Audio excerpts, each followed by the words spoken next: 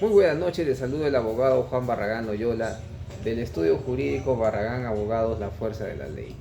Vamos a comentar de manera breve sobre la responsabilidad civil contractual y la responsabilidad civil extracontractual. En el caso de la responsabilidad civil contractual, esta surge a partir del incumplimiento, de la inejecución de alguna de las obligaciones que tiene alguna de las partes dentro de un contrato.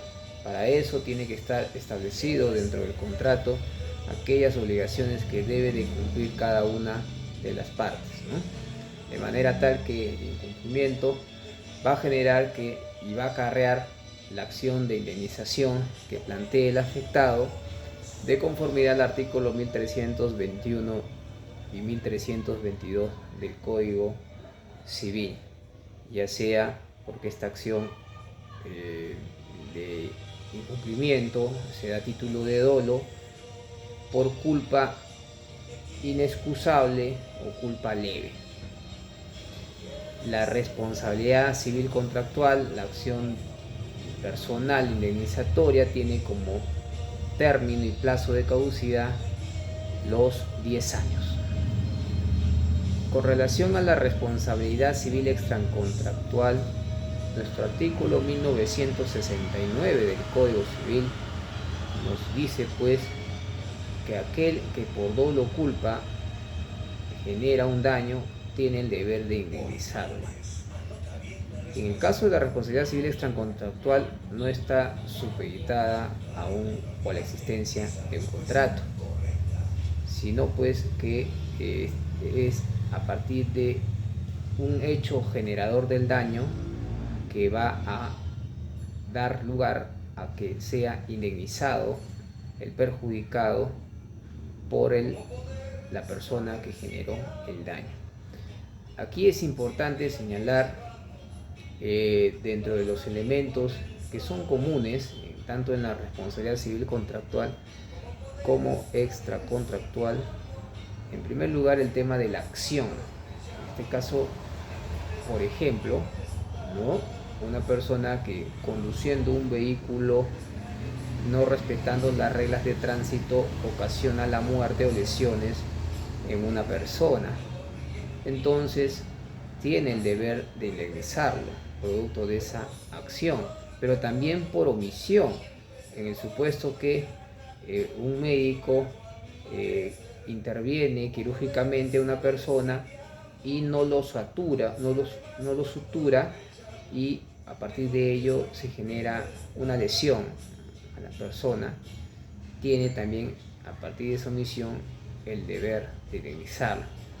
Pero no necesariamente toda acción es indemnizable. Por ejemplo, la legítima defensa o la persona que no tiene capacidad de discernimiento. Así también, el otro elemento en segundo lugar importante debe ser el factor de atribución, es decir, que la acción dañosa se realiza a título de dolo o por culpa. Cuando hablamos de dolo es la intención que tiene la persona, actuando con conocimiento, de causar el daño a una persona. Y por culpa, cuando se actúa pues con negligencia, impericia o imprudencia. Pero también es importante señalar que otro tipo de factor de atribución es pues el uso de un bien riesgoso. Y en estos casos, por ejemplo, una persona que tiene una mascota, un perro, y lo sale a pasear sin su cadena o sin su bozal, diciendo que este perro puede ocasionar, este can, una lesión, por ejemplo, a un niño con mordeduras, entonces será pues el dueño, propietario del can, quien tendrá que indemnizar a la víctima en caso de lesiones, porque el bien riesgoso sería el animal, el can. Así también, como tercer elemento, es importante señalar el nexo causal, es decir, aquí tiene que existir una relación directa entre la persona, el agente generador del daño, y las consecuencias, los hechos. De ser así, se acreditará pues dicha relación de causalidad. Y En cuarto lugar, es importante acá señalar, ya para finalizar, que en esencia y lo más importante es establecer el tipo de daños que se ha ocasionado. Dentro de los daños tenemos pues al daño patrimonial, comprendido aquí lo que es el daño emergente, es decir, lo que la víctima, la persona afectado ha tenido que costear para poder recuperar, en el caso de la víctima de accidente de tránsito, su salud, ¿verdad? Y poder realizar sus actividades de manera normal, o por lo menos como los hacía antes. En ese sentido, esos gastos hospitalarios, esos gastos en medicinas que ha realizado tendrán que ser calculados, probados y así ser indemnizados por el agente, la persona que ha ocasionado el daño. Y así también en el caso del daño patrimonial tenemos al lucro cesante, que viene a ser pues lo que se ha dejado de percibir, lo que se ha visto frustrado por el tiempo de que dejó de trabajar, por ejemplo, la víctima del accidente de tránsito, ¿no?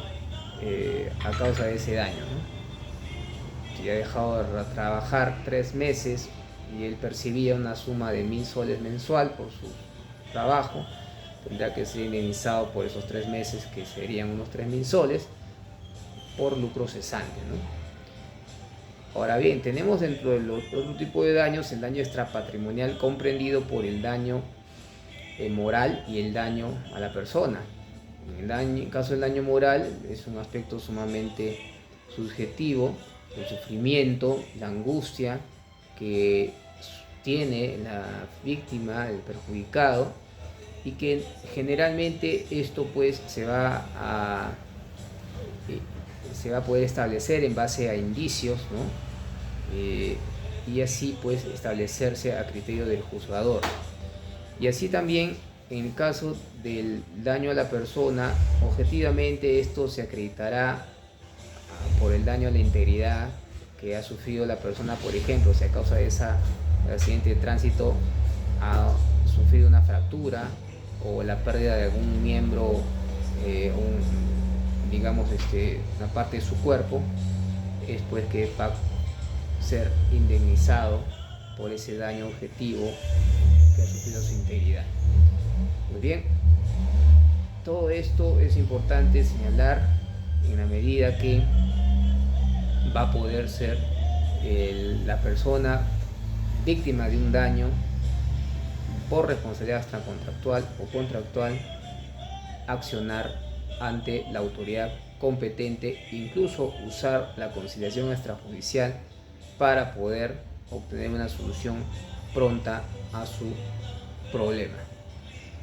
Muy buenas noches y espero verlos pronto. Hasta otra oportunidad.